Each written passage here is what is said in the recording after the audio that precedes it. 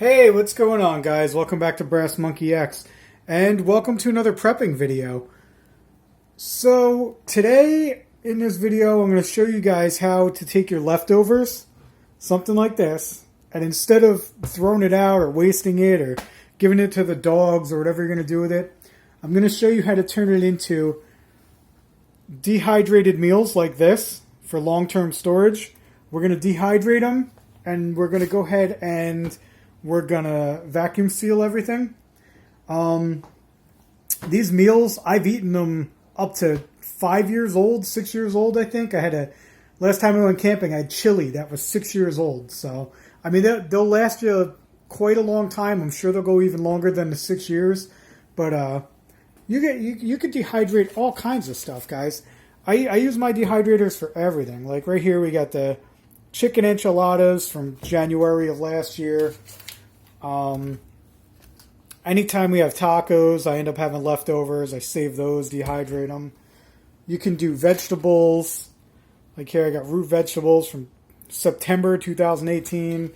You can do fruit. This is actually one of my favorite snacks, guys. Every fall, we go out and we do apple picking.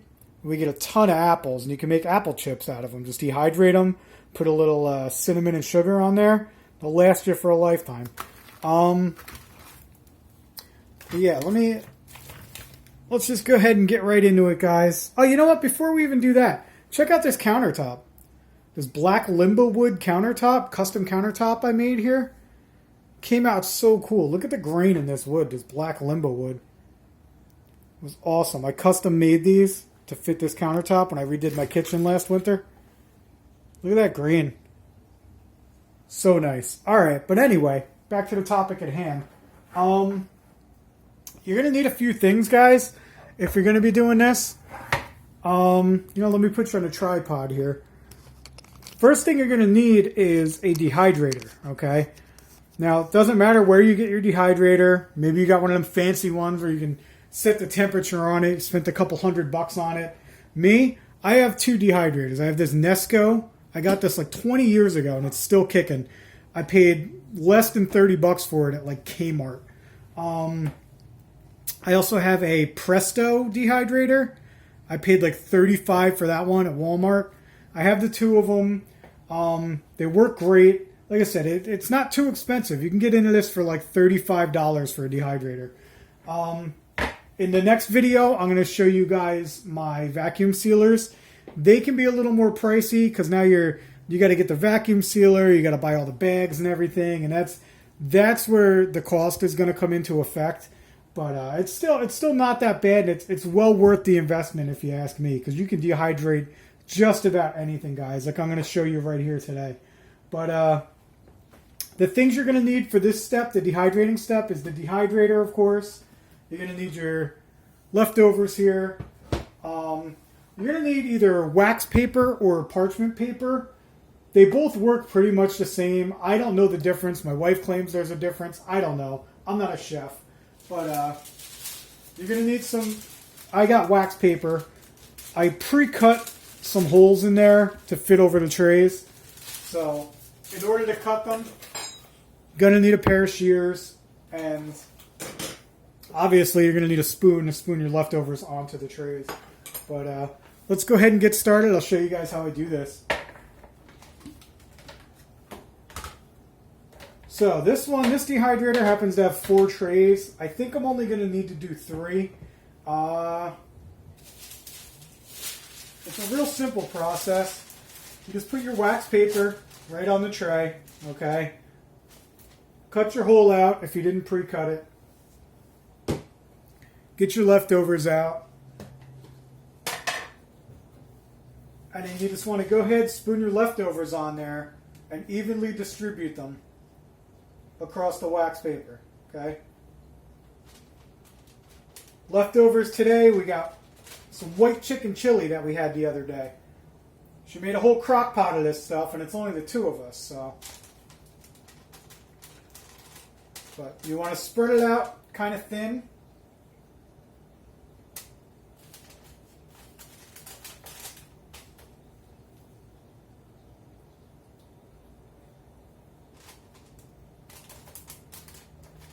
Might make a little bit of a mess here, guys. It's alright. Clean it up when we're done.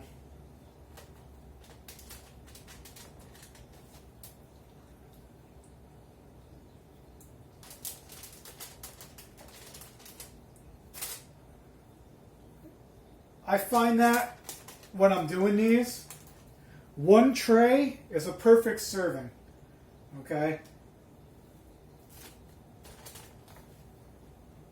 Each tray of the dehydrator is going to give you a package about this size.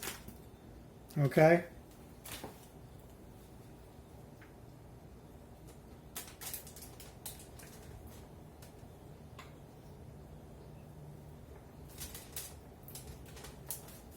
Alright, there we go. So we just spread it out on there, nice and even.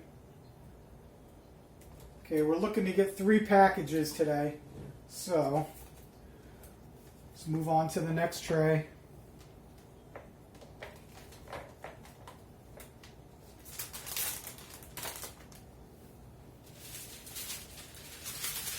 Another sheet of wax paper or parchment paper, whatever you got.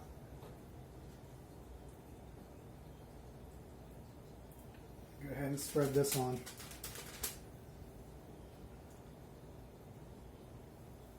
So the whole point of dehydrating, guys, is to get as much of the liquid out of your food as possible. You want this to be really dry and brittle when it's done dehydrating.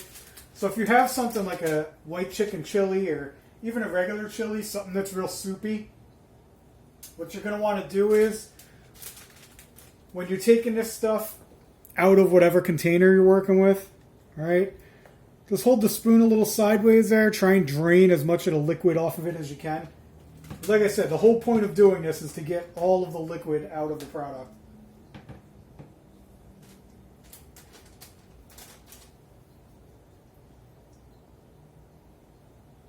You'd be amazed at what you can dehydrate, guys. I've dehydrated all kinds of food. I've done fruits, vegetables, entire meals like this, pastas, leftover Easter ham. I got ham down there from like 2016.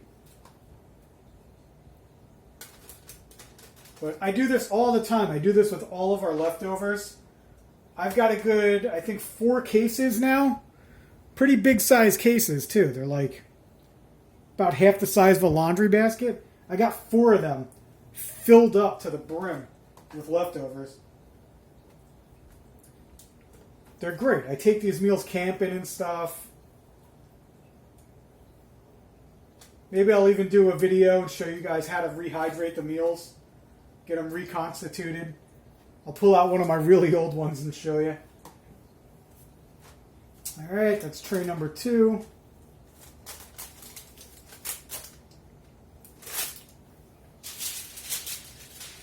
Go ahead and do tray number 3 here.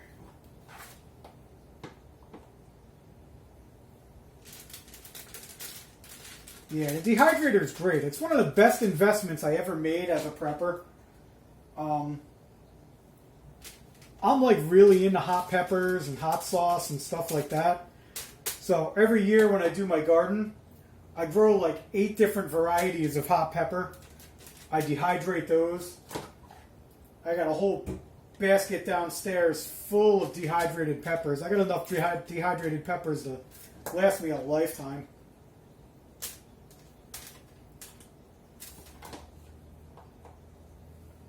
For a while there, before COVID, me and my wife were actually, we had a little beef jerky side business going on there. I was making beef jerky in the dehydrators, using that to supplement my income.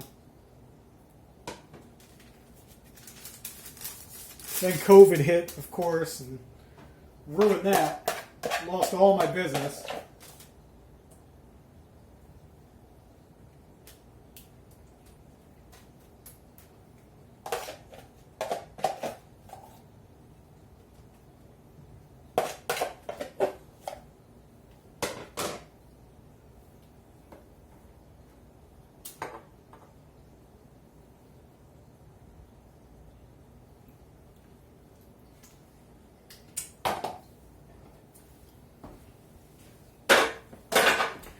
All right, guys, there it is. It's all spread out on the dehydrator there. You know, let me go ahead and take you off the tripod.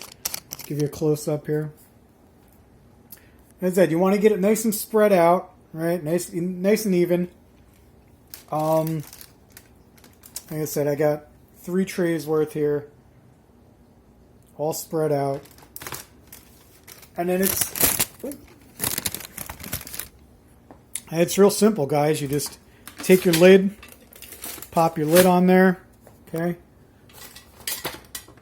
You're going to plug this bad boy in, and when you're ready, you just go ahead, flick the switch, turn it on, and you're good to go. In about 8 to 10 hours or so, you're going to have dehydrated, ready-to-go meals. All you need to do is vacuum seal them and store them up for whatever. Shit hit the fan, or camping, backpacking, hiking, whatever you plan on doing with them. But yeah, you know what? I might as well, I got that extra tray. Maybe I'll throw some peppers on there. We actually bought some Italian long hots, but we've had them out for a little while. I don't want them to go bad. Maybe I'll throw some of those on there too before I get this started. But yeah, that's it, guys. This is step 1 of how to dehydrate and vacuum seal your food for long-term storage. So stay tuned, and 10 hours from now I'll be making a new video on the vacuum sealing process. So thanks for tuning in. Appreciate you watching, and we'll catch you next time.